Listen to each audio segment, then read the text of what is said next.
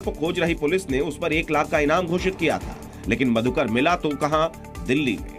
UP police सूत्रों के मुताबिक मधुकर मुख्य ऑर्गेनाइजर था, जिसके ऊपर 1 लाख रुपए का इनाम था। इसे दिल्ली से गिरफ्तार किया गया। पुलिस का कहना है कि मधुकर को किसी अस्पताल से नहीं पकड़ा गया, बल्कि छापेमारी करके दिल्ली से इसकी गिरफ्तारी की गई। टेक्निकल सर्विलांस के जरिए मधुकर की लोकेशन ट्रैक की गई। अब जहां पुलिस देव प्रकाश को गिरफ्तार करने का दावा कर रही है, वहीं बाबा के वकील एपी सिंह का कहना है कि देव प्रकाश ने सरेंडर किया है।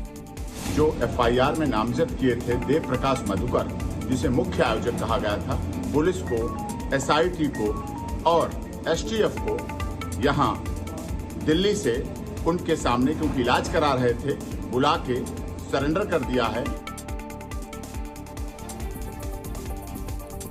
तो हाथरस में 123 लोगों की मौत का जिम्मेदार बाबा साकार हरि बहुत जल्द गिरफ्त में होगा पुलिस की। उस पर शिकंजा कसने की तैयारी लगातार हो रही है। खबर तो ये भी आई है कि बाबा की जो करंट लोकेशन है वो मिल गई है और दावा ये हो रहा है कि बाबा मैनपुरी में बने अपने आश्रम में छिपा बैठा है। कहां है नारायण साकार हरि?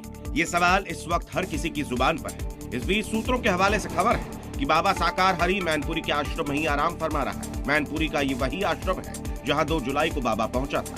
2 जुलाई को दोपहर 3 बजे से लेकर शाम 4:30 बजे तक बाबा की लोकेशन इसी मैनपुरी के आश्रम में मिली थी, लेकिन शाम 4:30 बजे के बाद से बाबा का फोन स्विच ऑफ हो गया और बाबा का कहीं अता पता नहीं चला। लेकिन अब इस बात के पुख्ता सबूत मिल रहे हैं कि बाबा हो न हो मैनपुरी के इसी आश्रम में है और उसे बचाने की कहीं न कहीं कोशिश की जा रही है। ऐसा इसीलिए क्योंकि अगर बाबा आश्रम में नहीं है तो फिर मैनपुरी आश्रम के बाहर इतनी बड़ी संख्या में पुलिस फोर्स क्यों लगाई गई है? दूसरा सवाल ये कि अगर आश्रम में कोई नहीं है तो मैनपुरी पुलिस किसे सुरक्षा दे रही है? तीसरा सवाल ये कि आश्रम के अंदर मीडिया कर्मियों को जाने क्यों नहीं दिया जा रहा? एक तरफ तमाम सवाल है तो वहीं दूसरी तरफ जारी है बाबा साकार हरि की तलाश, जो खुद को परमात्मा बताता है, लेकिन 123 लोगों की मौत के बाद से अंडरग्राउंड है।